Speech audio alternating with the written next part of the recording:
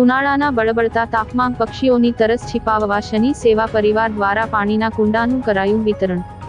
ઉનાળાની કાળઝાળ ગરમીથી સૌ કોઈ પશુ પંખી તેમજ મનુષ્ય પણ ત્રાહિમામ પોકારી ઉઠે છે, ત્યારે અબોલા પક્ષીઓની તરસ छिपाવવા માટે શનિ સેવા પરિવાર દ્વારા વિના મૂલ્યે કુંડાઓનું વિતરણ કરવામાં આવ્યું હતું।